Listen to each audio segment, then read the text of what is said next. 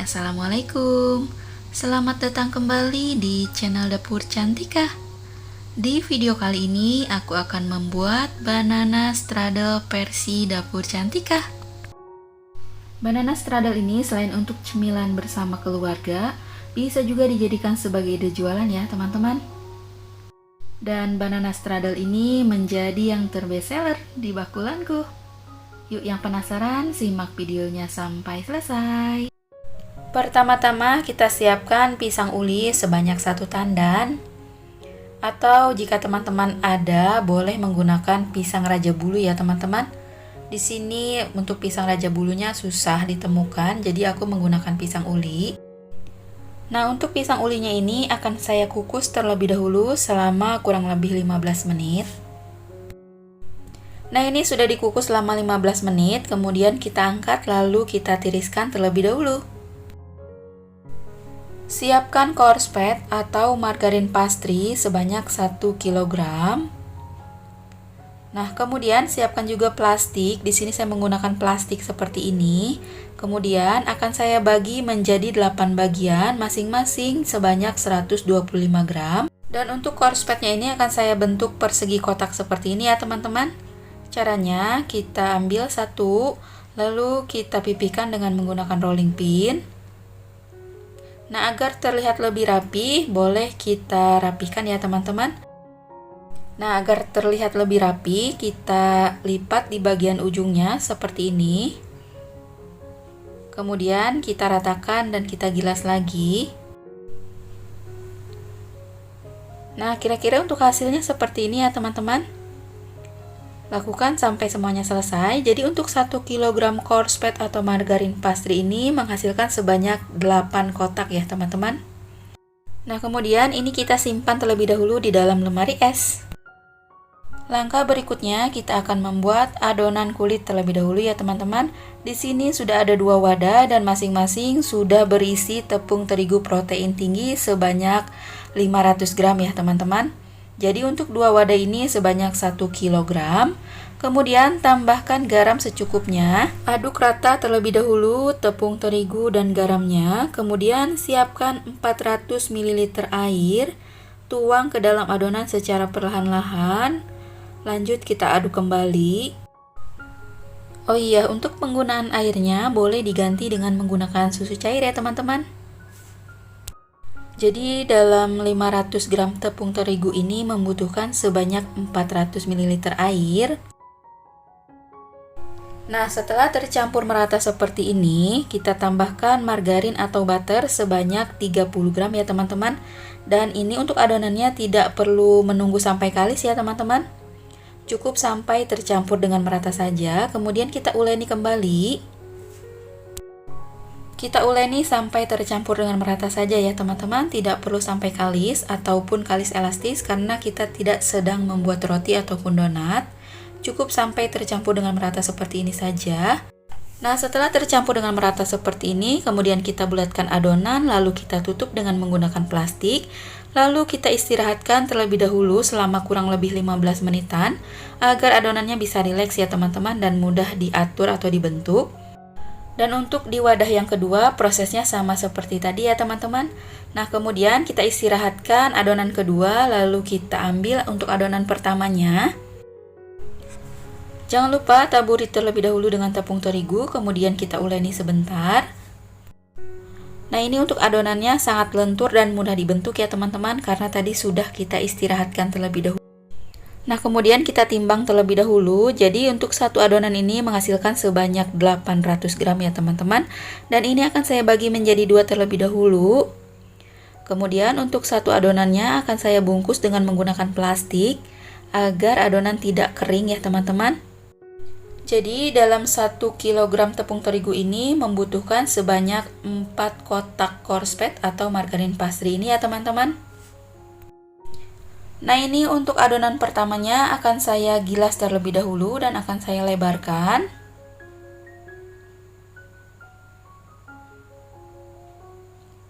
Nah, ini sudah cukup lebar seperti ini. Kemudian kita ambil 1 kotak pastry atau korslet. Kemudian kita gunting untuk plastiknya seperti ini. Lalu kita letakkan di bagian tengah-tengahnya. Nah, seperti ini ya teman-teman.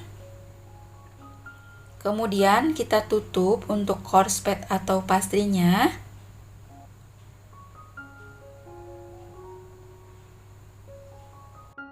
Nah, setelah korspetnya tertutup dengan adonan seperti ini, kemudian kita gilas kembali dan kita akan membuat lapisan yang pertama ya teman-teman. Jangan lupa ditaburi dengan tepung terigu terlebih dahulu. Kemudian kita gilas memanjang seperti ini.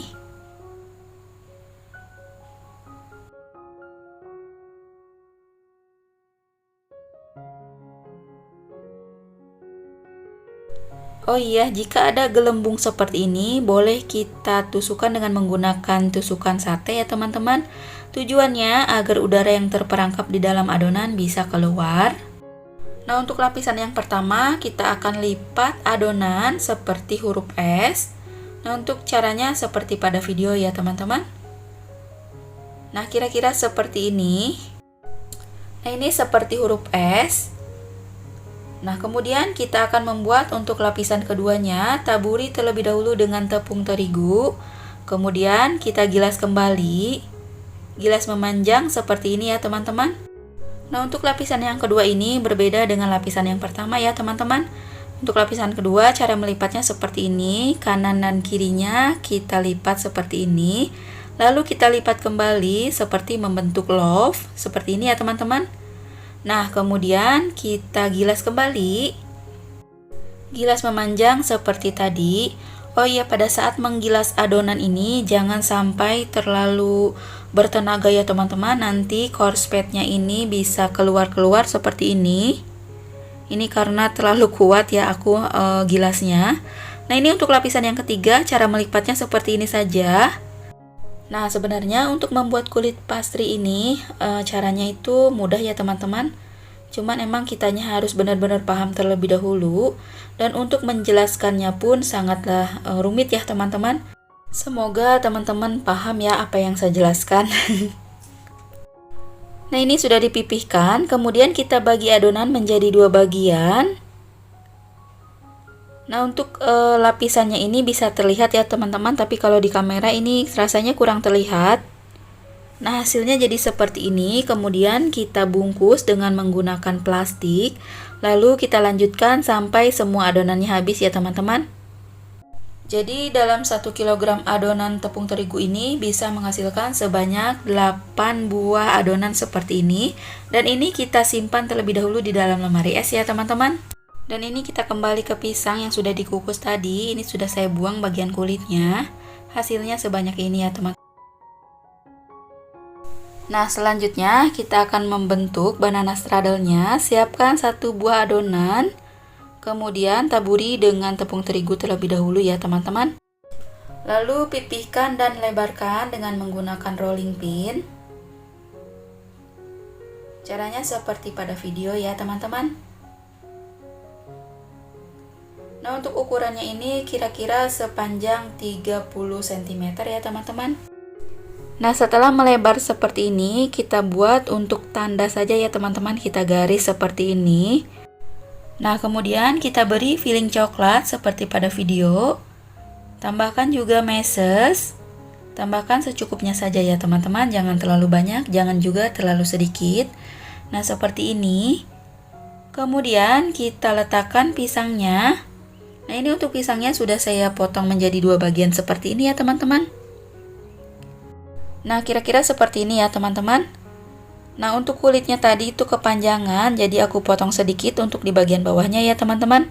Kemudian di bagian kanan dan kirinya kita iris-iris seperti ini. Seperti pada video ya teman-teman. Nah, kemudian kita tambahkan lagi filling coklatnya, tambahkan secukupnya saja. Kemudian tambahkan DCC yang sudah dipotong-potong seperti ini.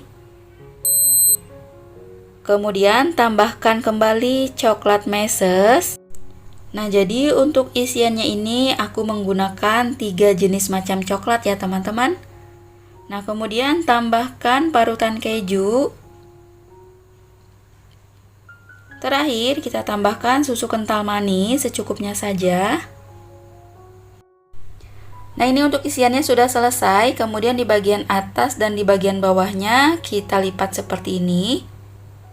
Lipat seperti pada video ya teman-teman. Di bagian ujung atas dan bawahnya. Kemudian kita ambil bagian kanan dan kiri saling bergantian seperti ini. Bentuk menyilang seperti ini ya teman-teman. Lakukan sampai semuanya selesai. Nah, ini sudah selesai ya teman-teman. Kemudian kita pindahkan ke atas loyang. Dalam satu loyang ini bisa menghasilkan 2 buah banana straddle. Siapkan 4 butir kuning telur, kemudian kita oleskan di atasnya seperti ini. Lakukan sampai semuanya selesai. Nah, setelah semuanya selesai diolesi dengan kuning telur, kemudian kita beri topping. Di bagian tengahnya akan saya beri topping meses coklat seperti ini. Kemudian untuk di bagian pinggirannya kita akan beri parutan keju. Dan untuk toppingnya ini bisa disesuaikan aja dengan selera masing-masing ya teman-teman.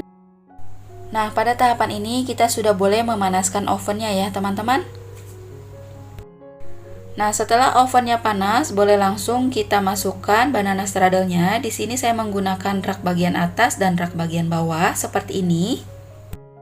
Panggang dengan suhu 160 derajat Celcius dengan menggunakan api atas bawah selama kurang lebih 40 menit.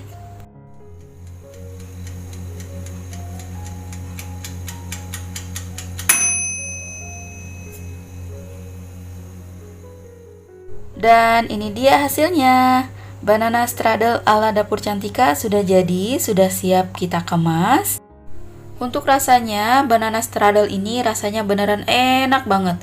Dan tentunya ini coklat banget ya teman-teman, karena tadi saya mencampurkan 3 bahan coklat yang berbeda. Nah, hasilnya seperti ini. Nah, kemudian ini sudah saya kemas dengan menggunakan dus brownies ukuran 30 x 10 cm. Dan untuk kisaran harganya boleh disesuaikan aja ya teman-teman. Jangan lupa tempelkan stiker nama brand sendiri seperti ini agar terlihat lebih menarik dan lebih cantik. Oke, sekian dulu video dari saya. Semoga bisa bermanfaat. Jangan lupa like, comment, share, dan subscribe. Sampai jumpa di video saya selanjutnya. Wassalamualaikum warahmatullahi wabarakatuh. Bye.